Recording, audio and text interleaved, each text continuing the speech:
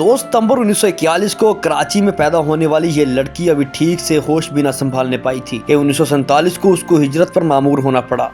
कराची में मौजूद घर का वो आंगन जहां उसने अपने कदमों पर चलना सीखा था, वो धरती जिस पर इसके खिलौने बिखरे रहते थे, इस सरजमीन को छोड़कर जाते वक्त इसकी जिंदगी में शायद निस्बत की ये परछाइयां बहुत धुंधली होंगी, मगर जब जिंदगी ने उसको शऊर दिया तो उस घर का आंगन उसे बहुत याद आया होगा, जहाँ हर मौसम उसके लिए बहार था। हिजरत के बाद एक मरतबा फिर उसने अपने कदमों पर खड़े होना सीखा, मगर अब की बार हदफ जमीन नहीं बल्कि शोहरत के आसमान की बुलंदी थी। 1958 में साधना ने हिंदुस्तान की पहली सिंधी फिल्म अबाना में अदाकारी की, जो एक एजाज था, मगर इसके ख्वाबों की मंजिल उर्दू और हिंदी सिनेमा था।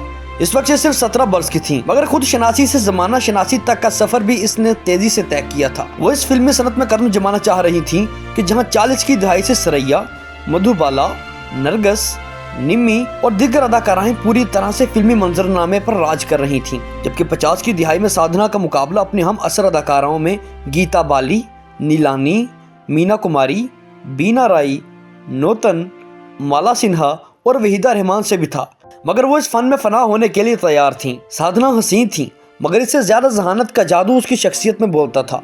फिल्मों के मुकालमे अदा करने हों या गीतों पर रक्स, उसकी खामोशी हावी रहती थी। वो चेहरे के तासुरात से मुकालमों को पुरअसर बना देती थी। उनकी आंखों के इशारे की नाय अपनी मिसाल आप थे। वो उस खामोश गुफ्तगू की माहर थी जिसमें हरूफ की जरूरत नहीं होती। इस खामोश गुफ्तगू की तपिश सहने वालों में फिल्मी सनत के कई मुमताज अदाकार शामिल हैं, मगर सबसे ज्यादा इस मुजस्सम देवी की कुर्बत हासिल करने वालों में देवानंद, राजेंद्र कुमार, राज कपूर, धर्मेंद्र और राजकुमार थे, जिन्होंने इसकी बाकमाल फन्नी सलाहियतों को जीते जागते देखा।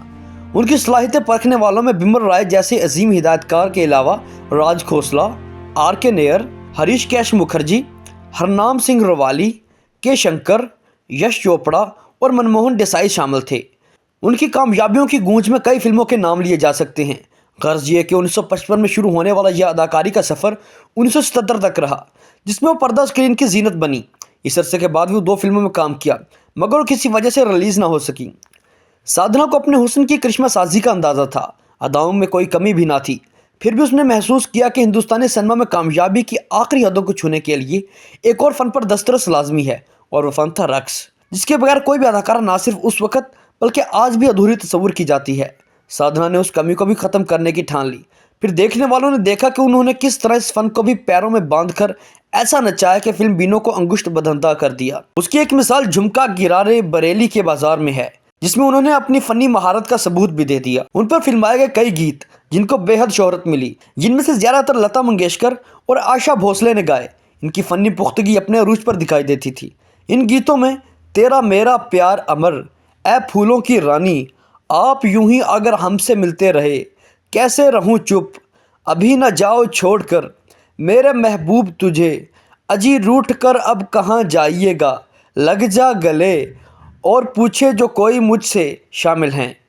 साधना की बेहतरीन फिल्मों में पार्क, एक मुसाफिर, एक हसीना, गबन, मनमौजी, एक फूल दो माली, राजकुमार, दुल्हा दुल्हन, असली नकली, हम दोनों, बदतमीज़ और मेरे महबूब जैसी फिल्में शामिल हैं। उन्होंने कभी मयार पर समझौता नहीं किया, इसीलिए कम मगर उम्दा काम किया। हिंदुस्तानी सिनेमा की तारीख में कोई मौरख भी उनको नज़रअंदाज नहीं कर सकेगा। तकरीबन 34 फिल्मों में काम किया, जिसके ज़रिए उन्होंने खुद को बड़े सगीर के नामवर अदाकारा के तौर पर मनवाया। साधना के बाद उनकी फिल्मी उफक पर कई चेहरे चमके, मगर उनके सुनहरे हुस्न से मंजरनामा एक अरसे तक मुनव्वर रहेगा।